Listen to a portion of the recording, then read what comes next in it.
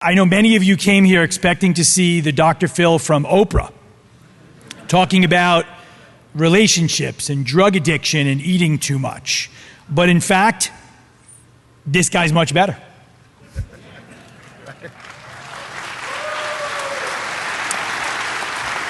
All right.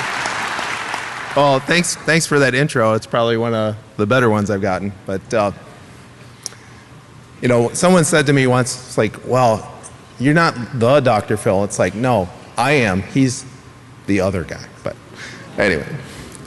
So today I just want to talk a little bit about some cheap to free ways of detecting surveillance. You know, maybe you're a little paranoid and you're thinking, hey, I wonder if someone is spying on me. And we're going to talk about some simple ways that you can determine if that's true or not. In particular, I'm going to talk a little bit about video surveillance. I'll also talk about tailing, you know, someone following you in your vehicle, some audio eavesdropping, some other physical surveillance, talk a little bit about devices that might be embedded into your technical devices and how you might find those. A little bit, why should you care about this stuff? Our government's assault on the Constitution is pretty well known.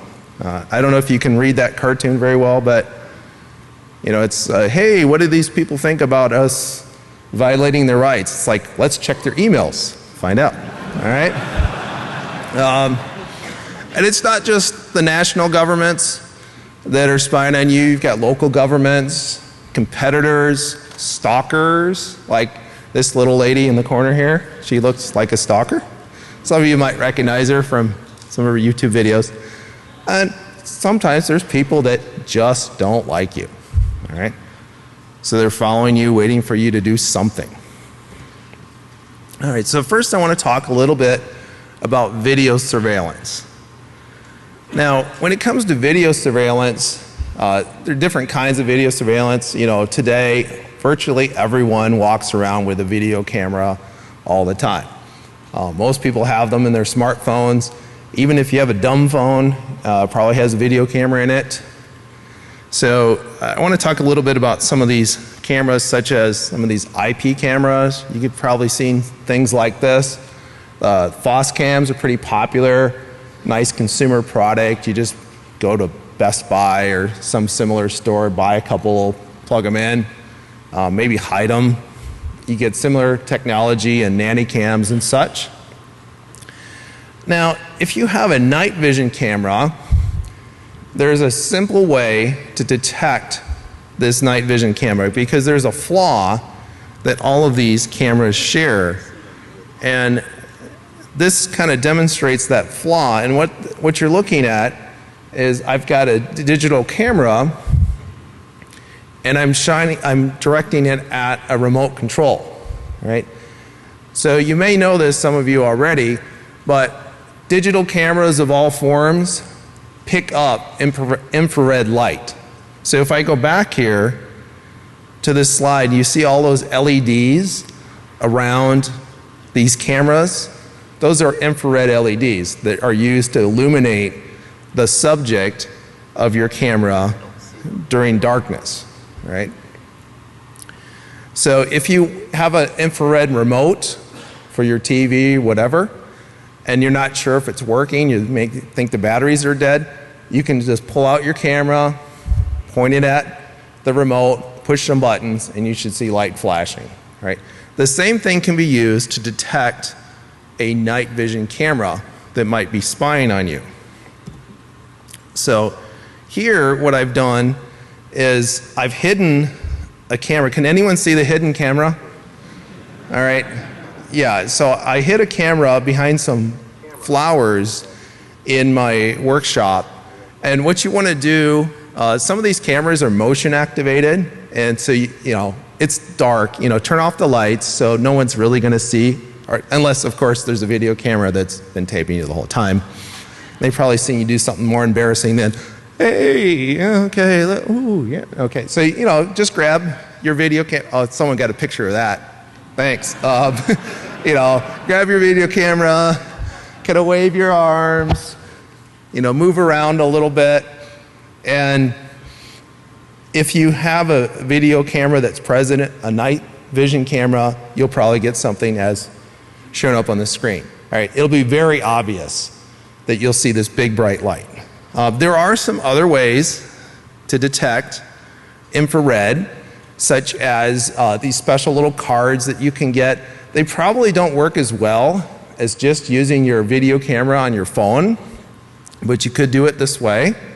And then in general, if you have some of these wireless cameras, they're nice, easy to set up things, which also makes them easy to detect.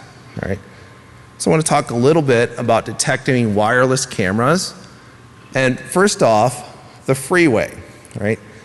If you have a wireless camera, now these are set up different ways. Sometimes they connect to an existing wireless network. Sometimes they set up themselves as an access point, or sometimes they're ad hoc. In particular, if they're set up as an access point or an ad hoc network, a pretty easy way to find them is just to use your Android tablet or smartphone, and you can download a couple of free apps. This one is just called Wi-Fi Analyzer. You download this app, and you can look and see, oh, I see some suspicious looking networks, right? They'll show up, and you'll say, hey, what's this spying on Phil network? Or, you know, sometimes it might be an anonymous, unnamed network or an ad hoc network. But if there's a network that's pretty strong, that's the other clue. You have a pretty strong network in your house, and you're not expecting to have that, and it's not your home network, be suspicious. Right? By the way, speaking about being suspicious, I just bought a new laptop recently, and I was noticing, I'm like, I was running Windows 8.1, which, hey, don't hate me, it came with it, all right? I don't normally run Windows. In fact, I'm not running Windows now, but so I thought, wow, it's running kind of slow. And I looked in the task manager, and I'm like, why is there this video camera app consuming 100% of my disk I/O, and I'm not running a video camera app? Little suspicious. All right. Some other ways that you might detect video cameras, etc. You can use something inexpensive. Some of you know that I like the BeagleBones. Done a lot of work with the BeagleBones. Developed my own Linux, the deck, on the BeagleBones. So in this picture, I just have a couple of BeagleBone systems up in the upper left. It's a picture of my famous Buzz Lightyear Hack You to Infinity and Beyond lunchbox computer. And down in the lower left, that's the same thing. It's a BeagleBone running the deck with a 7-inch touchscreen. By the way, that touchscreen is from a company called 4D Systems, and they just started making some stuff for the Beagles. Seem to have some good stuff, and it's a little cheaper than some of the other stuff out there, so a little tip. And then on the right, I have a couple of BeagleBone systems with small touch screens and a wireless antenna from Simple Wi-Fi, alpha adapter you've probably seen before, little keyboard, and in the lower right-hand corner, I didn't do it because it would make the picture less clear, but you can take all that stuff and kind of tape it onto that wireless antenna and have a nice little bug detector kind of on the go. Right? All right, so if you're feeling lazy, you can take that setup and you can run your standard Airodump.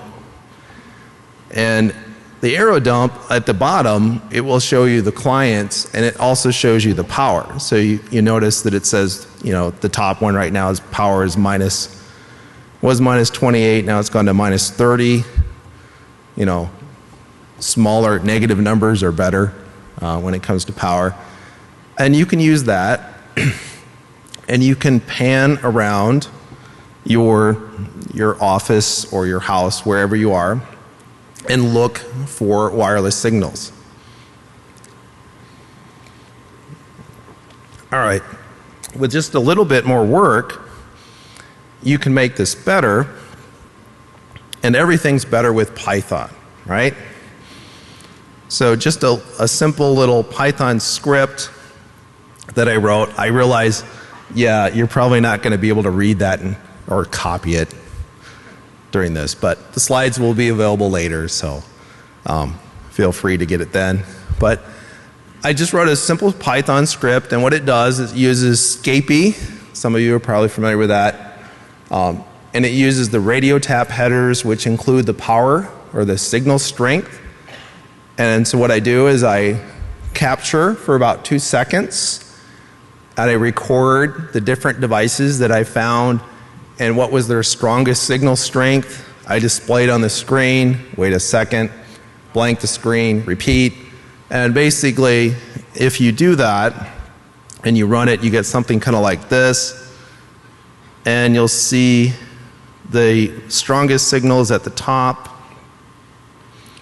And now it's -5, so that's a good strong signal, which means I just went past something emitting a bunch of a wireless traffic.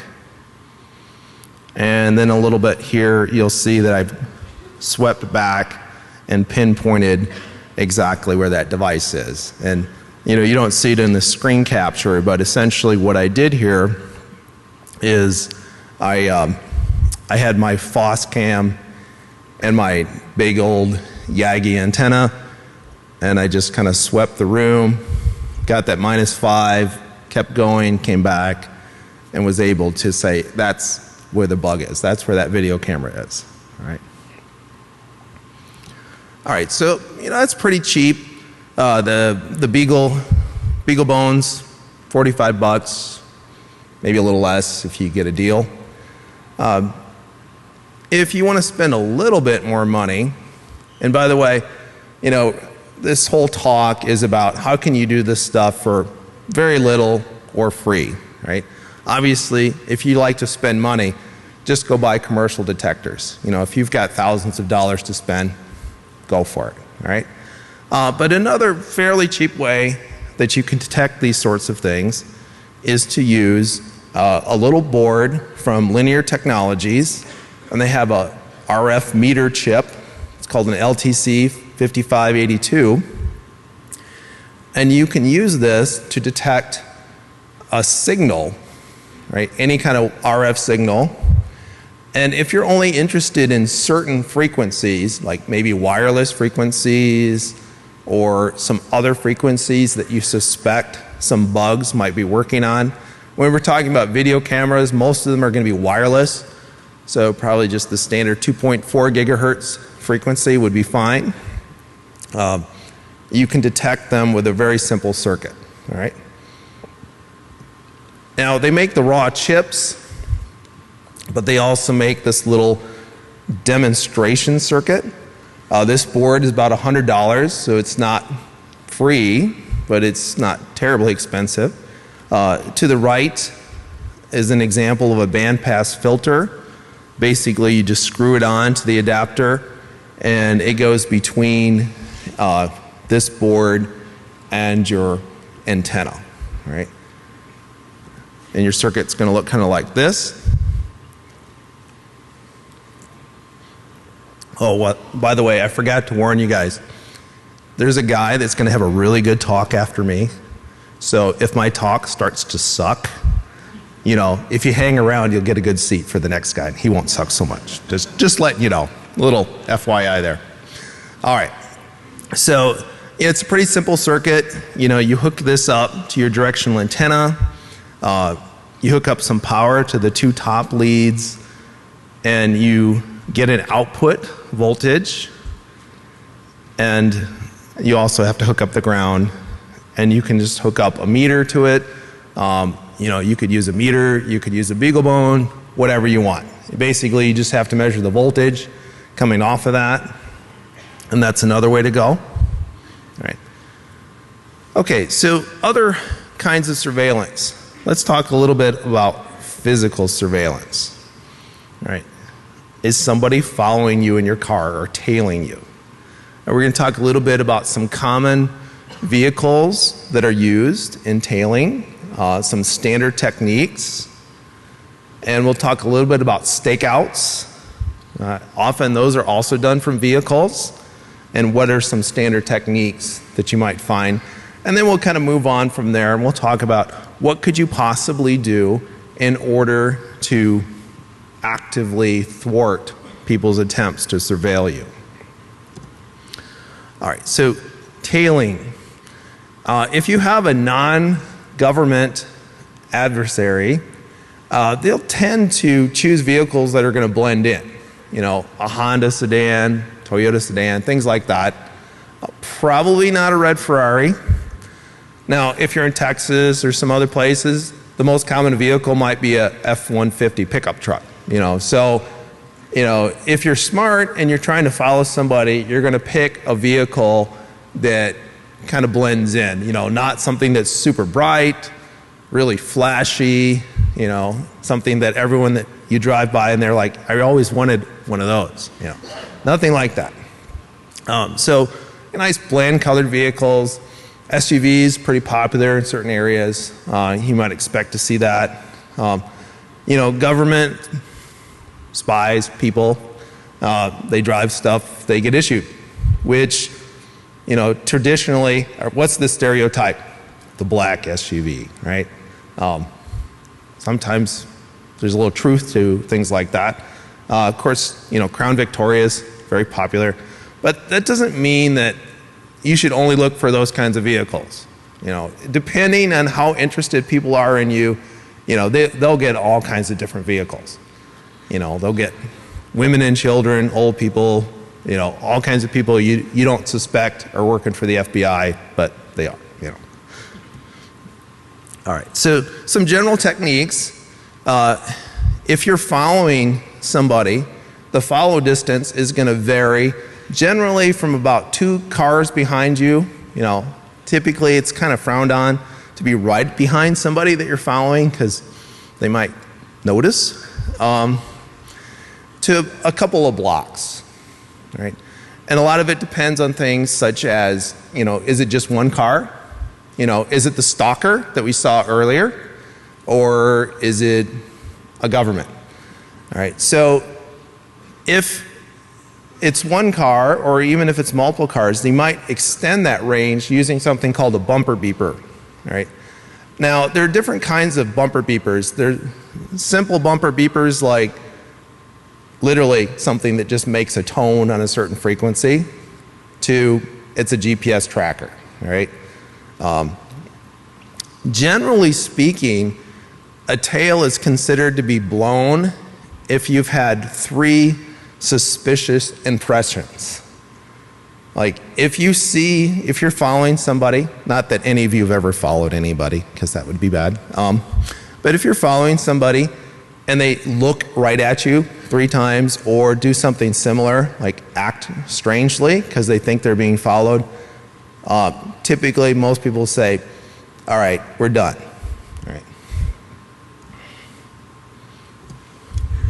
All right, so single car tailing, generally speaking, as I said, you're going to be a little bit closer than with multi-car tails. You can't afford to lose somebody if it's just you. You're a little bit more likely to follow traffic laws. You know, running a couple of lights, a little bit suspicious. And again, you might use something like a bumper beeper in order to help extend your range. This picture down in the corner is an example of a bumper beeper. So if you look at that long tube, it's got a couple of magnets on it, and there's some electronics you can cram in there with some good batteries, and you just slap it on someone's car. It doesn't have to be the bumper, but some metal part, and track away. All right, multi-car tailing. Typically, if you got multi-car tailing, it's probably not stalker, it's probably somebody else. In most cases, everyone's behind you. Again, most cases, not a hard and fast rule. Sometimes you might have cars on parallel streets, not just all behind you in a big caravan. That's more likely if you're in an urban area. You know, if you're out in the country, they're probably just behind you. Also, you might see cars taking relative positions and having that change so that you're not always seeing the same car behind you.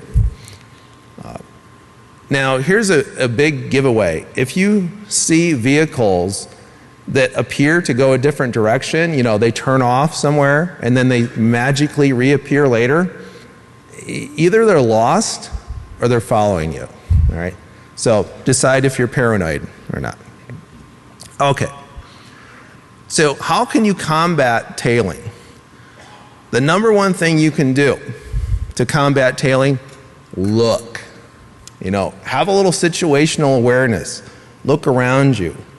You know, when you're going places, don't just look ahead, look around, right? When you're getting in your vehicle, check your car. Look for trackers. Look for vehicles that seem to be behind you for long distances. You know, maybe they're just going the same way, maybe not. And again, watch for those vehicles that go away and then suddenly come back. That's a little bit suspicious. You know, if you see that happen, I would say that's one impression. You know, you have two more things happen, they're probably done. Other things you can do, detect electronic devices. I'm sure many of you know what this scene is from, where Heisenberg finds the GPS tracker on his car. How could you detect these electronic devices? Well, you could use the previously described RF detection system. Typically, if you're going to use that, don't use any of those band filters. You know, just detect all of the different ranges that it'll work in. That way you'll detect more stuff. Some really simple ways. If someone has a simplistic bumper beeper, you might be able to detect that just by tuning in your AM radio. I know nobody uses the AM radio in their car. You know, nobody uses the radio in their car, right? It's all Bluetooth connection to your iPad or iPod, things like that. So, but anyway, some of these homemade and cheaply available trackers operate on the AM band. So if you scan through that band and you hear this nice strong tone, and it's always nice and strong, and it's just a tone, guess what? It's probably you. All right, it's probably something on your car. Other things you can do, some active techniques. You can drag a traffic light. You probably know what that means. If you don't know what that means, basically you can try to time it so that you're the last person that gets through a traffic light, and if someone tries to run the light or whatever, then you can be suspicious. Take unusual routes. Don't take the normal route that somebody would to go to wherever your destination is, or, you know, switch up your route. Don't take the same route every day. You can also try driving through some residential neighborhoods. You know, you might look a little suspicious. I just moved, and I live in a neighborhood. There's only a couple of entrances, and they all let out on the exact same street. So if you follow me through my neighborhood, it looks very suspicious. It's like, why would anyone drive in there? Because unless you're going there, there'd be no reason to be there. Don't be afraid to take a few alleys or some deserted side streets. Occasionally, you might even just park your car. No reason. Sit on the side for a couple minutes. If you're real paranoid, get out of your car. Only in a good neighborhood though, right? Don't like go to a really rough neighborhood and say, Phil told me to get out of my car. I was afraid someone was following me, and guess what? I got mugged. All right? I am not responsible for anything you do from what you hear in my talk. All right. Other things. All right, so that's tailing or mobile surveillance. What about stationary surveillance or stakeout? Again, a lot of this occurs in a vehicle, not all this, but sometimes. You might expect the same vehicles to be used as in tailing. Additionally, sometimes people like a little bit more room. So they might have an SUV, commercial van, pickup truck with a nice topper on it, things like that. This picture down in the corner is actually from an article I found online, and make your own surveillance van. All right. Now I got a question for you guys. If you're making your own surveillance van, should you put Tony's Pizza on the side of it? What's wrong with that? There's no phone number. Okay, what else is wrong with it? Who delivers pizza in a van? And when you deliver pizzas, what do? You deliver the pizza and you leave. So if you're going to make your own surveillance van, pick a plumber, electrician, you know, sewage guy, septic guy, you know, something like that. Maybe make it a septic service van, put a bunch of mud and stuff on the side of it. People won't go near it, right? But then again, maybe they start looking suspicious. But all right. So how can you combat stationary surveillance? Again, the best thing you can do, look. You know, look for people in parked cars. That's not terribly normal, is it? I mean, sometimes people stop for a little bit. Maybe they're waiting for somebody. But if you're sitting in your car for more than 5 minutes, yeah, I'm suspicious, especially if you're eating donuts and you're wearing a cop uniform. But other things to look for. Now this one is a little bit rough. Construction, utility workers who appear not to be doing anything. Yeah, sometimes they don't ever look like they're doing anything, you know. It's the old joke, slow men working. Okay, the slow men are working. Or is it slow because the men are working? All right. So I have to get a grammar Nazi on that one. But okay. So yeah, you know, is there a guy, especially, I know this is a stereotype, but if you got some guy up on a pole, you know, if you know anything about people that do like cable and phone work, they don't like to go up and sit on that pole all day long. All right, they go up, they do what they got to do, and they come down. So if you got somebody that's just parked up there, you know, he's eating a sandwich, yeah, it's probably not a cable guy, right? And again, even if it's not Tony's Pizza, you get commercial vehicles that seem to be parked for a long time. Another big clue, if there's anyone that has a view of all of your exits, right? Someone that has conveniently placed themselves in a spot where they can see every exit to your house or to your office, that's probably not a coincidence, all right? Some active techniques. Get out your binoculars, spy back. Why not? All right? Do you think that would be an impression? They'd be like, hey, he's spying back at me. I'm pretty sure that this one is blown, all right? So don't be afraid to do that. Do strange things. You know, run outside, jump in your car. Run back inside the house. See if anybody suddenly started their car. Seem to notice. Maybe your neighbors are like, that's just Phil. He does that stuff all the time. All right? Drive around the block. See if anybody follows you. I mean, it might sound stupid, but, you know, just simple things like that. You know, you drive around the block and someone thinks you're going to go somewhere. Maybe they're going to move toward your house. Maybe they're going to follow you. All right, audio bugging. You can get various kinds of audio bugs. You can go on the internet, buy these things. I really like this one in the upper right-hand corner. Nice little Apple logo on it. Nobody suspects anything with an Apple logo on it. All right, just slap it on the back of someone's iPhone or iPod and bug away. You do have some different kinds of bugs. You know, some of them are radio transmitters. Some of them use GSM phone networks. The GSM phone networks, a little bit harder to detect. Not a lot, but a little bit.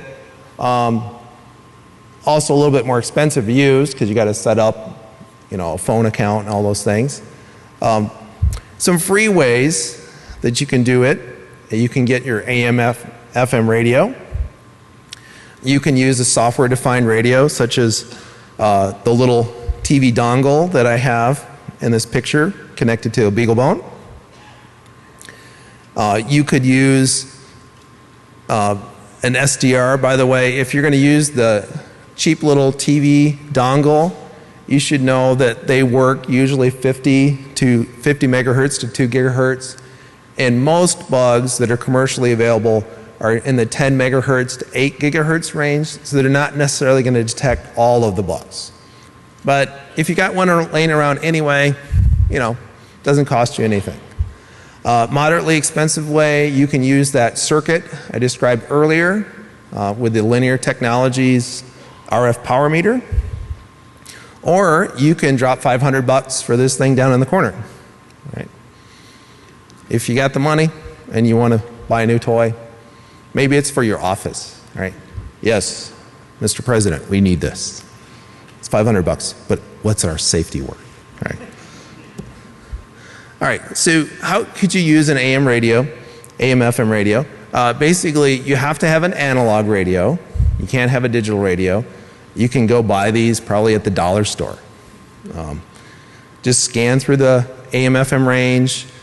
If you hear yourself, if you hear the audio you're generating, be it your voice or the radio or whatever, then it's probably you being retransmitted in a bug. So this is only going to work with some of the simplest bugs, but again, it's worth a shot.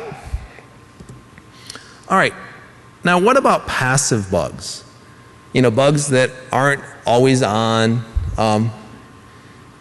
You could try to excite them. Basically, you can have some passive bugs that get irradiated with certain radio frequencies, and that powers them up, and they send out signals. All right. Now, you don't have to be exactly on the right frequency for this to work. If you just blast a lot of power at these devices, they will probably generate some sort of signal that you can detect. I remember many years ago I had a friend who was really into CB radios, and he also liked to buy illegal amplifiers. So this guy had a 1,000-watt amp that he bought from some guy, hooked up to his CB, and he was in the parking lot. We dropped off one of our buddies. He was in the store, and he was talking on his CB, and guess what was coming over the intercom in the store? It was this guy. And he was way off the frequency, but the signal was so powerful it was bleeding over. All right? It's kind of a similar thing with exciting these RF bugs where, if you're close to the frequency and you shoot them with enough power, you can probably get them to at least turn on, generate some sort of signal that you can then detect. All right? So what are you going to use? Again, the freeway, you probably have an alpha card and a nice directional antenna. Just crank that sucker up. All right? By the way, if you don't know this, with those alpha cards, you have to tell it that it's visiting another country if you want to crank up the power. Bulgaria is nice, by the way. I've never been there. I'm not going to say that my alpha card's been there. It might have been there. I'm not going to commit. Anyway, FCC doesn't like it. So, yeah, no, it's never been there. Scratch that. Mine's never been there. But you can change that and give it a little bit of a signal boost. Other things, there have been some other folks that have talked about these. Some of you might notice these pictures as some of the NSA bugs. Jacob Appelbaum described some of these bugs recently over in Germany. And these bugs can be installed when shipments are intercepted. You buy something from Amazon and it comes with your NSA bugs.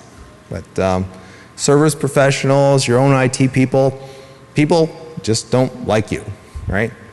So if you're going to piss somebody off, make sure they have no skills. All right? All right. How do you detect these bugs? Again, the freeway, look. You know, if you know what these bugs look like, look for them, right? If you didn't know what they looked like and you opened up your computer, you probably wouldn't find them. You know, some of these are pretty clever and they just look like regular stuff. You know, some of them are attached to debugging ports that Dell may have conveniently left there just for that purpose. I mean, for their own internal debugging. Other things you can do, you can look, you might have some drop boxes. You know, I've talked about drop boxes before, a little bit last year at DEF CON. And some of those drop boxes are pretty easily hidden and stuff on your desks. And I'll show you some examples.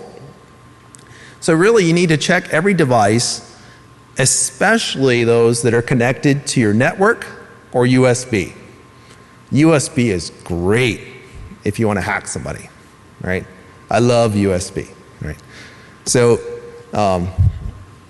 here are a couple of hiding places. I stole these from my book, so I guess it's okay to steal pictures out of your own book. But in the upper left, it's a access panel in the floor in a classroom.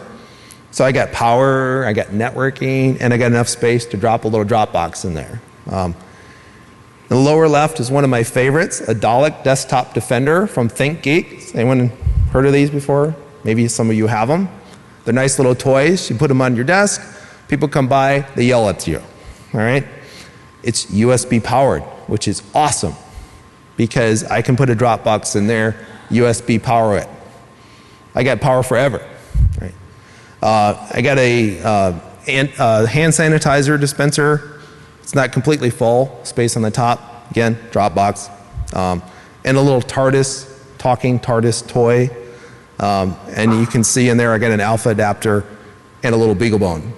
So plenty of space for a Dropbox. So look. Again, look.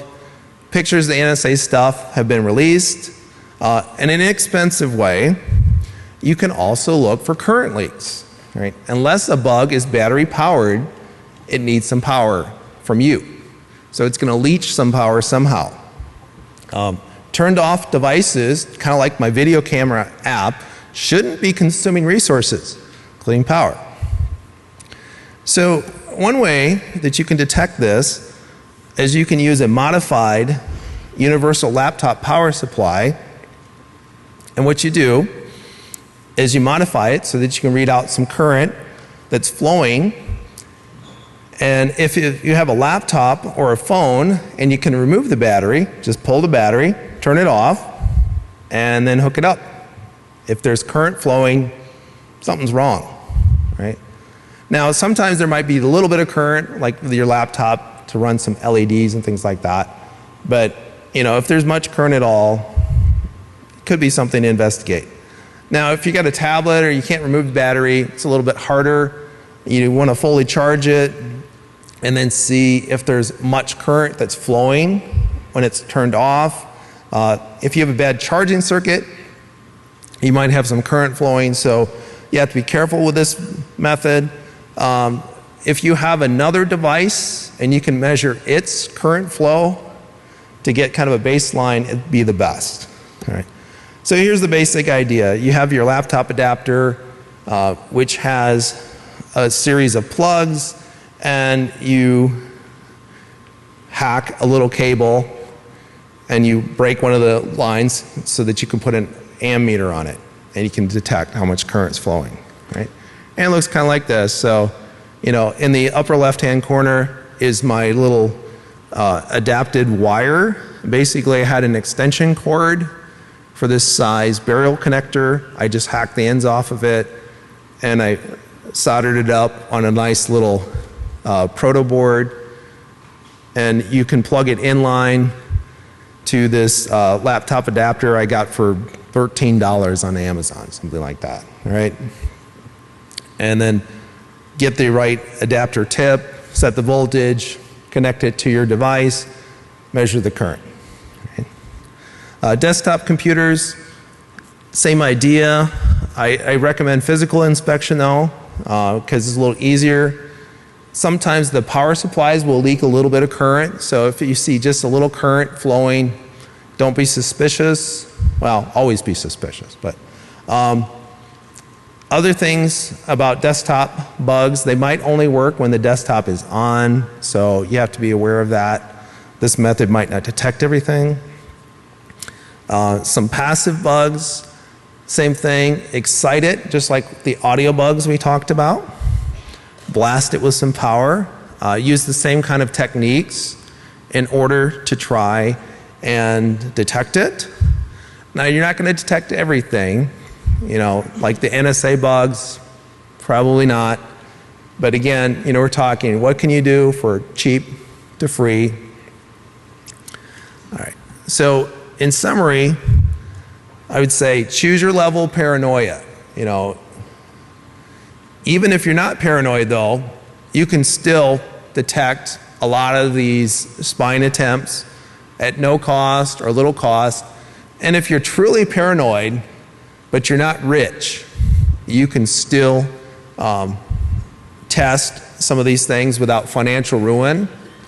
A couple of references. A little bit more about the BeagleBone stuff you can find in my book. And here's a reference to Jake Applebaum's NSA talk that he gave. And if you have questions, you can talk to me later. Again, don't leave though, because the next guy's really good. He doesn't suck so much. All right? Polstra on Twitter, or you can go to one of my websites, and you know, again, for the BeagleBone stuff, there's more from my book, websites, and all that. So, thanks.